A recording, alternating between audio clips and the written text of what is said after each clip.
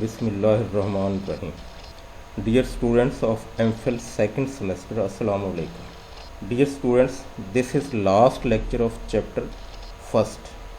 As per instructions given in lecture first, this week assignment will deal with end of the chapter test.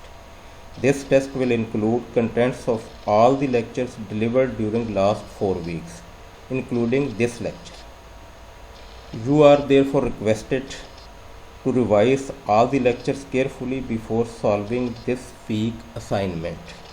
Now let us start this week lecture. How do you interpret the results? And this is the lecture outline for this lecture. First of all, we will discuss how to summarize the major results. Dear students, ذہن میں رکھیں, suppose کر لیں کہ آپ نے research process مکمل کر لیا ہے. ریسرچ پروسیس کے 6 سٹیپس آپ جانتے ہیں, آپ کے ذہن میں ریمائنڈ کریں اپنے ذہن میں کہ ریسرچ پروسیس کے 6 سٹیپس ہم نے پچھلے سیمسٹر سے پڑھنا شروع کیے. سب سے پہلے we identify the research problem, then we review the literature, then is the step of data collection. Data collection تک ہم نے پچھلے سیمسٹر میں مکمل کر لیا تھا. اس سیمسٹر میں ہم نے ریسرچ پروسیس کا چوتھا سٹیپ شروع کیا, ڈیٹا انالیسس. ڈیٹا سپوز کر لیں کہ ہم نے ڈیٹا انالیسس بھی کر لیا ہے. اب اپنے تھیسس میں, اپنی ریسرچ میں ڈیٹا کلیکشن کی, پھر اس کا ڈیٹا انالیسس بھی کر لیا ہے. ڈیٹا انالیسس کے بعد پچھلے لیکچر میں ہم نے پڑھا کہ how do you report the results. آپ نے انالیسس کے ریزلٹس کو رپورٹ کر لیا, اس کو ٹیبلز کے نیچے ایکسپلینیشن اس کی کر دی ہے کہ ٹیبل سے میں ریزلٹس کیا آئے ہیں, ان کو ایکسپلین کر دیا, رپورٹ کر دیا. اب آخری سٹیپ ہے آپ کا ریسرچ پروسیس میں, how do you interpret the results. اور اس سیکشن میں سب سے پہلے ہم کیا کرتے ہیں, summarize the major results, summary بناتے ہیں آپ میجر ریزلٹس کی. پھر ایکسپلین کرتے ہیں کہ why the results occurred, justify کرتے ہیں کہ ریزلٹس یہ کیوں آئے. اور اس کے بعد ریسرچ میں لمیٹیشنس جو ہیں ان لمیٹیشنس کو ڈسکس کرتے ہیں, لمیٹیشنس کو بیان کرتے ہیں فیوچر ریسرچر کے سمجھنے کے لیے. اور finally we suggest recommendations for future researchers. Future researchers کے لیے ہم سجیشنز دیتے ہیں کہ وہ کس کس اینگل سے, کس کس ڈائمینشن سے اس ٹاپک پر مزید ریسرچ کر سکتے ہیں. اب ہم ان چاروں سیکشنز کو, یہ 4 جو میجر ہیڈنگز ہے آج کے لیکچر کی, ان کو ایک ایک کر کے ڈسکس کرتے ہیں. سب سے پہلے ہم کیا کرتے ہیں, سمرائز دا میجر ریزلٹس. تو اس پروسیس میں یا انٹرپریٹیشن کے پروسیس میں سب سے پہلے ہم سمری لکھتے ہیں. In the process of interpreting results, researcher first summarise the major findings and present the broader implications for diverse audiences.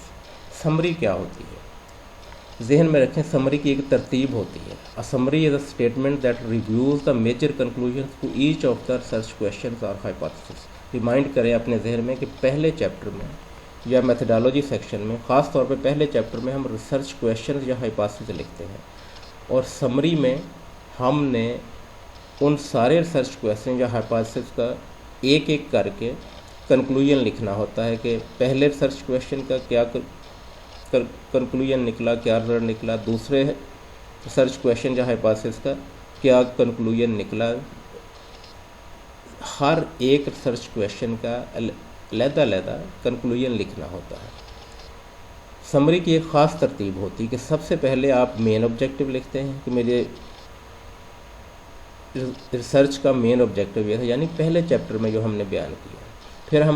پھر ہم میتھڈالوجی سیکشن کے بارے میں لکھتے ہیں کہ آپ کی پاپولیشن کیا تھی, آپ نے سیمپل کیسے سلیکٹ کیا, سیمپلنگ ٹیکنیک کیا تھی, آپ کی پاپولیشن کتنی تھی, اور اس میں سیمپل کتنا سلیکٹ ہوا. تو میتھڈالوجی کا پورا سیکشن ہم ایک پیرے میں 4-5 لائنوں میں لکھتے ہیں. سب سے پہلے مین آبجیکٹو, پھر میتھڈالوجی سیکشن کا پورے چیپٹر کو 4-5 لائنوں میں لکھ دیتے ہیں کہ میتھڈالوجی ہماری کیا تھی. اس کے بعد ہم آتے ہیں اسپیسیفک کنکلوژنس کی طرف. Summary is different from the results. یہ ذہن میں رکھیں, ریزلٹس میں ہم بہت ڈیٹیل کے ساتھ, ریزلٹ سیکشن میں ہم بہت ڈیٹیل کے ساتھ اسٹیٹسٹیکل जो टेस्ट हैं उनको लिखते हुए रिजल्ट्स बयान करते हैं, उसमें फाइंडिंग्स भी आती है और स्टैटिस्टिकल वैल्यूज़ भी देते हैं। लेकिन समरी में हम स्पेसिफिक कंक्लूजन देते हैं, सिर्फ स्टैटिस्टिकल टेस्ट्स का हम जिक्र नहीं करते, अल्फ़ा लेवल्स का हम जिक्र नहीं करते, इफेक्ट साइजेस का इसमें जिक्र नहीं करते। Only we state the specific conclusions regarding each research question. General conclusion in summary state overall whether the hypothesis were rejected. मिसाल के तौर पर अगर आपने टी टेस्ट लगाया या हाइपोथेसिस टेस्टिंग की है, उसमें आप सिर्फ ये लिखेंगे कि हाइपोथेसिस रिजेक्ट हुआ या एक्सेप्ट हुआ, और whether research question was supported or not supported, या आपके डाटा की मदद से या आपके रिजल्ट्स आपके रिसर्च क्वेश्चन को सपोर्ट करते हैं या नहीं करते। इसमें समरी में स्टैटिस्टिकल टेस्ट्स का जिक्र नहीं आएगा, कौन सा टेस्ट लगाया उसका क्या रिजल्ट निकला, अल्फ़ा लेवल्स क्या थे, डिफरेंट वैल्यूज़ क्या आए।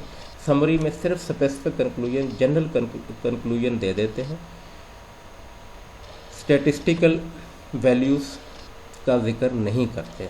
तो यहाँ तक बात आपको जो समझ आ जानी चाहिए कि समरी में एक ख़ास तरतीब होती है। सबसे पहले आप मेन ऑब्जेक्टिव का जिक्र करते हैं, फिर आप मेथडोलॉजी सेक्शन को समराइज़ करते हैं कि मेथडोलॉजी आपने क्या यूज़ की, आपकी पॉपुलेशन क्या थी, आपकी सैंपल क्या था, सैम्पलिंग टेक्निक कौन सी यूज़ हुई, सैंपल साइज़ कितना था आपका, इन चीज़ों का जिक्र करते हैं। और उसके बाद आप एनालिसिस का जिक्र करते हैं थोड़ा सा कि एनालिसिस आपने किस बुनियाद पर किया। चाहे एक सेंटेंस डिस्क्रिप्टिव स्टैटिस्टिक्स यूज़ हुई, इन्फरेंशियल स्टैटिस्टिक्स यूज़ हुई, तो एक सेंटेंस रिसर्चर लिख सकता है कि this study used descriptive as well as inferential statistics. ज़्यादा डिटेल में जाने की यहाँ ज़रूरत नहीं होती, और एंड पे फिर जनरल कंक्लूजन दे दिए जाते हैं विद आउट एक्सप्लेनिंग या with out mentioning statistical tests. उसके बाद समरी में आप क्या करते हैं, समरी में आप इम्प्लीकेशंस देते हैं एंड पे जाके। The researcher summary ends with statements by researchers about positive implications of the study. Study की इंपॉर्टेंस, इम्प्लीकेशंस क्या है, implications are suggestions for the importance of the study for different audiences. मुख्तलिफ stakeholders जो हैं, audiences कौन होते हैं, मुख्तलिफ स्टेक होल्डर्स जिनके लिए स्टडी की गई, जिनके फ़ायदे के लिए स्टडी की गई। वो एजुकेशन डिपार्टमेंट भी हो सकता है, वो टीचर्स भी हो सकते हैं, वो स्टूडेंट्स भी हो सकते हैं, वो पेरेंट्स भी हो सकते हैं, वो एडमिनिस्ट्रेटर्स भी हो सकते हैं। तो डिफरेंट ऑडियंसेस के लिए इम्पॉर्टेंस क्या है स्टडी की, तो वो हम एंड पे बयान करते हैं एक फिक्रे में, एक दो सेंटेंस में, बहुत कोई लंबे चौड़े पैरे नहीं लिखने होते। These implication elaborate on the significance for audiences presented initially in the statement of the problem section. Statement of the, आप रिमाइंड करें कि इंट्रोडक्शन सेक्शन में भी हम सिग्निफिकेंस ऑफ द स्टडी लिखते हैं। उस वक्त हम अंदाजे से सिग्निफिकेंस लिखते हैं कि इस स्टडी की ये सिग्निफिकेंस होगी फॉर डिफरेंट ऑडियंसेस, लेकिन यहाँ अब हम अंदाजे से नहीं, अपने रिजल्ट्स की बुनियाद पर सिग्निफिकेंस लिखते हैं। यही फ़र्क है, शुरू में जो सिग्निफिकेंस लिखनी है और यहाँ जो इम्प्लीकेशंस आपने बयान करनी है। तो अब आपके पास रिजल्ट्स आ चुके हैं, आप अपने रिजल्ट्स की बुनियाद पर आप सिग्निफिकेंस लिखते हैं, इम्प्लीकेशंस लिखते हैं। In fact now the researcher is in a position to remark on the importance of the study as the study has been completed. अब आप सही तरीके से अपने रिमार्क्स, अपने कमेंट्स दे सकते हैं इम्पोर्टेंस ऑफ द स्टडी पर। तो ये implications of section, implication section में आप importance of the study for different audiences उसको डिस्कस करते हैं, उसको बयान करते हैं। तो ये स्टूडेंट्स आपका समरी सेक्शन मुकम्मल हो गया। मुझे उम्मीद है कि आप समरी लिखना समझ गए होंगे कि समरी आपने एंड पर, आखिरी चैप्टर में समरी लिखी जाती है, आखिरी चैप्टर की पहली हेडिंग होती है समरी ऑफ द स्टडी। तो समरी में आप तरतीब जहन में रखनी है कि सबसे पहले आप मेन ऑब्जेक्टिव लिखते हैं, मेन ऑब्जेक्टिव के बाद उस ऑब्जेक्टिव को अचीव करने के लिए आपने जो मेथडोलॉजी यूज़ की, आपने पॉपुलेशन का जिक्र करना, अपने सैंपल का जिक्र करना, अपने क्वेश्चनर का जिक्र करना, सैंपल पॉपुलेशन का तादाद अगर मालूम है मुकम्मल तो उसका जिक्र करना, सैंपल साइज़ का जिक्र करना, फिर डिफरेंट जो स्टैटिस्टिकल टेक्निक्स आपने यूज़ की उनका एक दो सेंटेंसेस में जिक्र करना है, और फिर आखिर में जो मेन जनरल कंक्लूजन से एक दो होते हैं वो लिख देने होते हैं, और इम्प्लीकेशंस डिस्कस कर देनी होती है। उम्मीद है कि आप जब रिसर्च करेंगे तीसरे सेमेस्टर में तो समरी लिखना आपके लिए मुश्किल नहीं होना चाहिए, अगर आप ये तरतीब जहन में रखें जो तरतीब मैंने आपको बताई है। तो और समरी एक पेज जहन में रखें कि कोशिश करें कि एक पेज से भी कम पे आपकी समरी मुकम्मल हो जाए। समरी सेक्शन एक पेज पर आ जाना चाहिए। तो एक पेज में कम से कम 500 अल्फाज होते हैं, तो वो 500 अल्फाज में आपकी समरी मुकम्मल हो जानी चाहिए। तो ये पहला सेक्शन है, यानी जब आप इंटरप्रेट करते हैं अपने रिजल्ट्स को, सबसे पहले आप समरी लिखते हैं। तो ये पहली हेडिंग है जो कि मुकम्मल हो गई। उसके बाद समरी लिखने के बाद आप दूसरा सेक्शन होता है आपका डिस्कशन सेक्शन। फाइंडिंग्स होती हैं, फाइंडिंग्स के साथ डिस्कशन होती है। Explain why the results occurred, discuss करना होता है कि रिजल्ट्स की जस्टिफिकेशन देनी होती है। इसमें आप मैच मिस मैच करते हैं अपने कंसेप्चुअल फ्रेमवर्क से जो कि आपने पहले चैप्टर में बनाया, या कोई थ्योरी जिसकी बुनियाद पर आपने रिसर्च शुरू की, जिसकी बुनियाद पर आपने अपने रिसर्च क्वेश्चन बनाए, अपने हाइपोथेसिस बनाए, उसकी बुनियाद पे आप एक्सप्लेन करते हैं, या डिस्कस करते हैं एग्जिस्टिंग लिटरेचर की बुनियाद पे कि पहले जो रिसर्चेस हो चुकी हैं इस टॉपिक के बारे में, उन रिसर्चेस के रिजल्ट्स को सामने रखते हुए और अपनी रिसर्च के रिजल्ट्स को सामने रखते हुए मैच या मिस मैच करते हैं कि मेरी रिसर्च के रिजल्ट्स फ़लाँ ऑथर्स की फाइंडिंग्स के साथ मैच कर रहे हैं, उनको कंफर्म कर रहे हैं, और लेकिन फ़लाँ ऑथर्स के साथ मैच नहीं कर रहे हैं, उनके रिजल्ट्स को डिसकन्फर्म कर रहे हैं। फिर आपने सिर्फ ये नहीं लिख देना होता कि कंफर्म कर रहे हैं या डिसकन्फर्म कर रहे हैं, या आप कंट्रास्ट कर सकते हैं, कंपेयर कर सकते हैं रिजल्ट्स को प्रीवियस रिसर्चेस के साथ, बल्कि साथ साथ जस्टिफिकेशन देनी होती है कि अगर डिसकन्फर्म कर रहे हैं, कंट्रास्ट में हैं पिछले रिजल्ट्स के साथ, तो क्यों है। उस क्यों का जवाब ज़रूर देना होता है कि मेरे रिजल्ट्स हो सकता है, उस क्यों के जवाब में क्या, तो हो सकता है कि जिस जियोग्राफिकल कंटेक्स्ट में मैंने रिसर्च की है, पाकिस्तानी कंटेक्स्ट में, जहाँ रिसोर्सेज का मसला हो, जहाँ स्टूडेंट्स की नेचर का मसला हो, जहाँ फैसिलिटीज़ का मसला हो, जिसकी वजह से वो रिज़ल्ट नहीं आ सके जो यूरोपियन कल्चर में आते हैं, यूरोपियन कंटेक्स्ट में आते हैं या अमेरिकन कंटेक्स्ट में। तो इस तरह की जस्टिफिकेशंस आपने देनी होती हैं कि अगर रिजल्ट्स ख़ास तौर पर अगर रिजल्ट्स डिसकन्फर्म कर रहे हों कि, और अगर कंफर्म कर रहे हैं तो फिर भी जस्टिफिकेशन कोई ना कोई होनी चाहिए कि उनका कंटेक्स्ट और हमारा कंटेक्स्ट मिलता जुलता है, इसलिए इस तरह के रिजल्ट्स आ रहे हैं। और अगर कंट्रास्ट कर रहे हैं रिजल्ट्स तो फिर भी जस्टिफिकेशन के बगैर आप डिस्कशन सेक्शन नहीं लिखेंगे। डिस्कशन में हर रिजल्ट को थ्योरी के साथ मैच करना है जिसकी बुनियाद पर आपने रिसर्च की, या कंसेप्चुअल फ्रेमवर्क की बुनियाद पर जिसकी बुनियाद पर आपने अपने रिसर्च क्वेश्चन या हाइपोथेसिस बनाए, और फिर एग्जिस्टिंग लिटरेचर से मैच या मिस मैच करके अपने रिजल्ट्स को पिछली स्टडीज़ के साथ कंट्रास्ट या कंपेयर करना, बट विद जस्टिफिकेशन। आपने साथ साथ उसे डिस्कस भी करना है कि ये चीज़ें हैं जिसकी वजह से ये रिज़ल्ट्स तो पिछली स्टडीज़ को कंफर्म कर रहे हैं, उनके रिज़ल्ट्स को, या उनके साथ कंट्रास्ट कर रहे हैं। तो ये रीजंस हो सकती हैं जिसकी वजह से ऐसा हुआ है।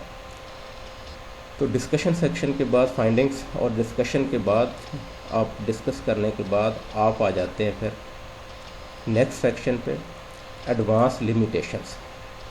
लिमिटेशंस क्या है? Researcher also advance limitations or weaknesses of their study that may have affected the results. आपने कुछ ऐसी वीकनेसेस होती हैं, कुछ ऐसे प्रॉब्लम्स होते हैं रिसर्च में जो हर रिसर्च में होते हैं। ये नहीं हो सकता कि रिसर्च में वीकनेसेस ना हो या प्रॉब्लम्स ना हो, that may have affected the results, जिसकी वजह से आप समझते हैं कि रिजल्ट्स इफेक्ट हुए हैं। अगर वो प्रॉब्लम्स ना होते, अगर वो वीकनेसेस ना होती, तो रिजल्ट्स इससे भी बेहतर आ सकते थे। These weaknesses are enumerated one by one. ये ध्यान में रखें कि लिमिटेशंस या वीकनेसेस एक एक करके लिखी जाती हैं, और वीकनेसेस या प्रॉब्लम्स जो होते हैं या लिमिटेशंस आमतौर पे इन 4-5 एरियाज से रिलेटेड होते हैं। इनएडिक्वेट मेजर्स ऑफ वेरिएबल्स, यानी जिन वेरिएबल्स को मेजर करने के लिए जो भी आपने मेथडोलॉजी यूज़ की, या जो भी आपने क्वेश्चनर यूज़ किया, या जो आपने डाटा एनालिसिस टेक्निक्स यूज़ की, जो मेथडोलॉजी यूज़ की, वो उसमें कोई खामियां थी। खामियां किसी भी वजह से हो सकती हैं कि आपको तवक्को थी कि पार्टिसिपेंट्स बहुत ज़्यादा पार्टिसिपेट करेंगे, लेकिन ऐसा ना हो सका। जिन पार्टिसिपेंट्स ने कंसेंट दी उन्होंने भी बाद में प्रॉपरली जवाब ना दिए, तो ये आपके कंट्रोल में नहीं है। लिमिटेशंस वो चीज़ें होती हैं जो आपके कंट्रोल में नहीं हैं, आप मजबूर हैं।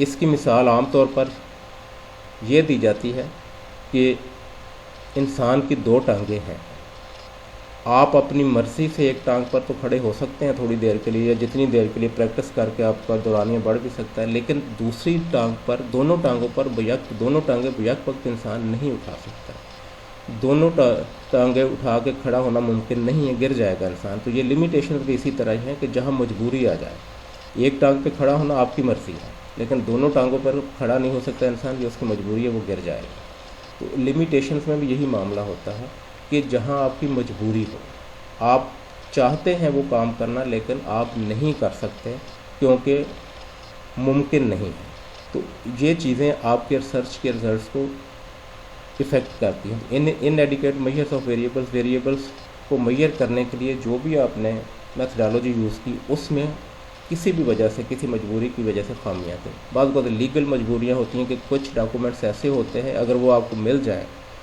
तो वो आपके रिजल्ट्स को बेहतर बना सकते हैं, रिसर्च के रिजल्ट्स को, लेकिन गवर्नमेंट उन डॉक्यूमेंट्स तक बाद का रसाई नहीं देती। या बाद का ऐसे इलाकों से आप डाटा कलेक्ट करना चाहते हैं जहाँ जाना मुमकिन नहीं, जैसे कबायली इलाके हैं या शुमाली इलाका जात, जब तालिबान का दौर था या दहशत गर्दी का दौर था, तो उस वक्त शुमाली इलाका जात में या वज़ीरिस्तान में जाना मुमकिन नहीं था, या बलूचिस्तान के इलाकों में जाना मुमकिन नहीं था सिक्योरिटी के बगैर।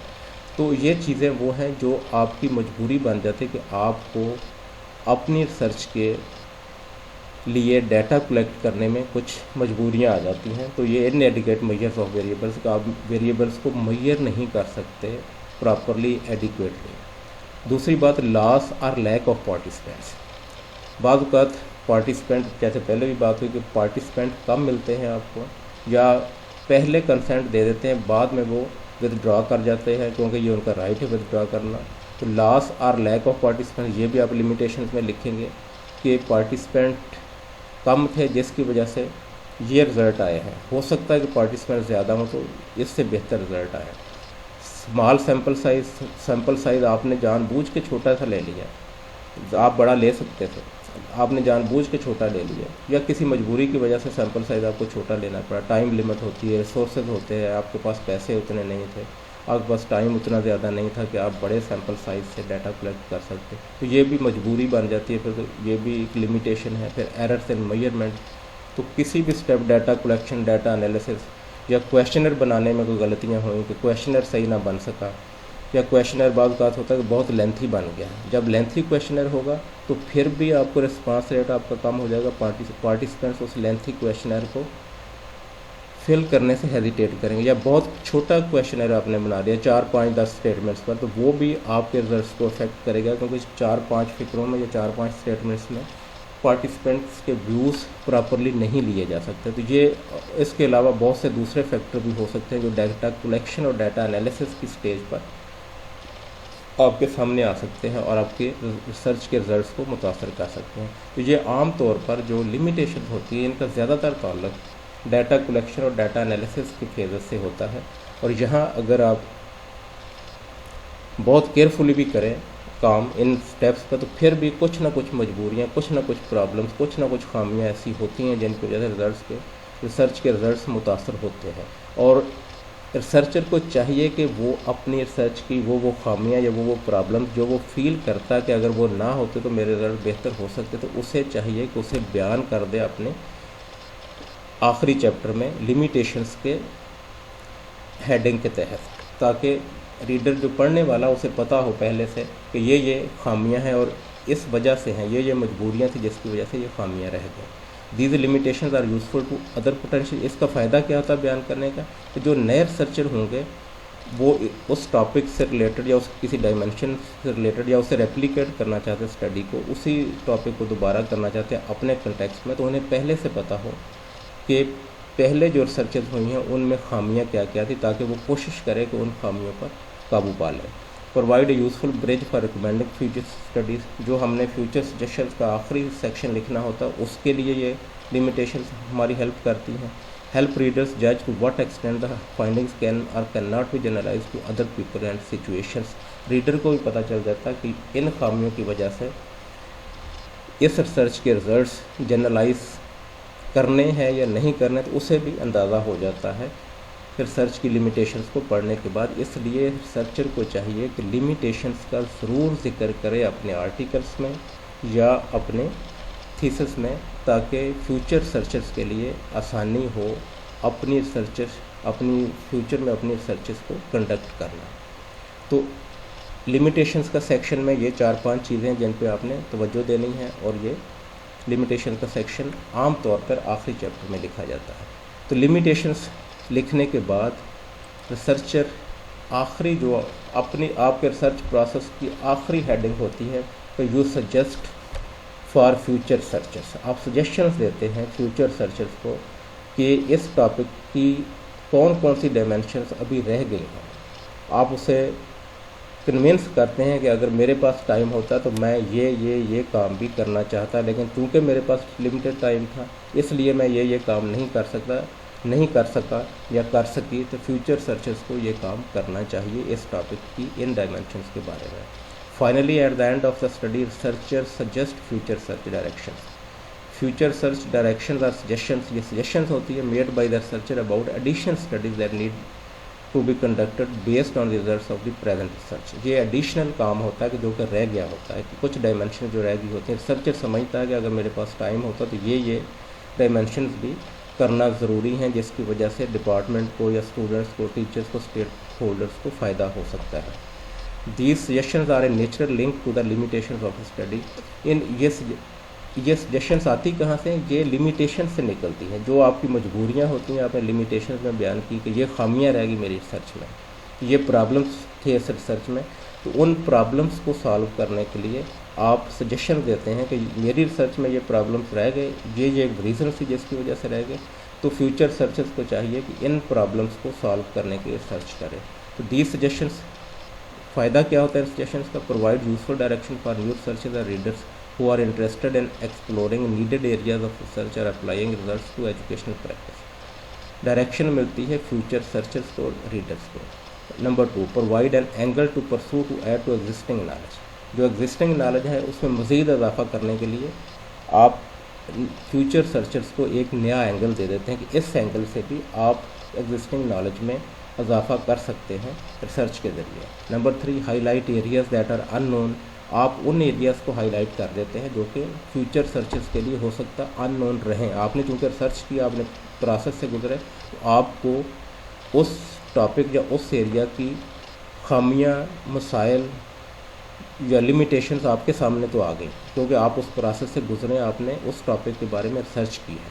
تو لیکن جو فیوچر سرچرز ہیں، کیونکہ وہ پروسیس سے نہیں گزرے ہوتے، تو ان کی نظروں سے وہ ڈائمینشنز اوجھل ہوتی ہیں۔ آپ اپنی ریسرچ میں سجیشنز دے کے ان کو ان ایریاز کے بارے میں فیوچر سرچرز کو آپ آگاہی دیتے ہیں، اور جس کی بنیاد پر وہ مزید آگے ریسرچ کرتے رہتے ہیں۔ Number 4، provide boundaries for using information from a specific study. آپ باؤنڈریز پرووائڈ کر دیتے ہیں، لمیٹیشنز ڈی لمٹ کر دیتے ہیں فیوچر سرچرز کو اپنی ان انفارمیشن کی بنیاد پر جو کہ آپ نے اپنی اسٹڈی سے، ریسرچ کے ذریعے حاصل کی ہوتی ہیں۔ آپ ان کو فیوچر سرچ کے لیے باؤنڈریز ڈی لمٹ کر کے دے دیتے ہیں کہ ان باؤنڈریز کے اندر مزید ریسرچ ہو سکتی ہے۔ اور آخری بات، typically good quantitative studies end with a positive note about the contribution of the research. آخر میں چاہے ایک پیرے میں، چاہے ایک سینٹینس میں، آپ اچھا ریسرچر وہ ہوتا ہے کہ وہ اپنی ریسرچ کا کنٹریبیوشن ضرور لکھے کہ ڈپارٹمنٹ کو کیا فائدہ ہوا، یا ایگزسٹنگ لٹریچر کو کیا فائدہ ہوا، یا اسٹیک ہولڈرس کو اس کا کیا فائدہ ہوا۔ 1-2 سینٹینسز میں کنٹریبیوشن ضرور لکھے کہ اس کا یہ کنٹریبیوشن ہے میری ریسرچ کا، میں نے اتنی ایفرٹ کی، انرجی لگائی، ریسورسز لگائے، تو اس کا یہ کنٹریبیوشن ہے، یا یہ اسٹیک ہولڈرس کے لیے یہ فائدے ہیں، یا ایگزسٹنگ لٹریچر میں اس کا یہ فائدہ ہے، یا جو میرا ڈپارٹمنٹ ہے اس کو یہ فائدہ ہے اس ریسرچ کا۔ ڈیئر اسٹوڈنٹس، چیپٹر 1 آپ کا مکمل ہو گیا۔ پہلے لیکچر میں نے آپ کو بتایا تھا، شروع میں بھی میں نے بتایا کہ and of the chapter test ہوگا، جیسے کہ پچھلے سیمیسٹر میں بھی ہوتے رہے ہیں۔ تو اسی طرح اب آپ نے اس پورے چیپٹر کے سارے لیکچرز کو اچھی طرح دوبارہ سننا ہے، بک سے پڑھنا ہے، اور جو اسائنمنٹ ہوگی اس ویک کی وہ اس پورے چیپٹر کی بنیاد پر ہوگی. پوائنٹس 10 ہی ہوں گے لیکن پورے چیپٹر کی بنیاد پر اسائنمنٹ بنے گی اور آپ نے پوری توجہ کے ساتھ ان لیکچرز کو سننا ہے اور بک کے پورے چیپٹر کو پڑھنا ہے بک سے، پھر اسائنمنٹ مکمل کرنی ہے تاکہ غلطی کی گنجائش کم سے کم ہو. Thanks a lot for listening me attentively and Allah Hafiz.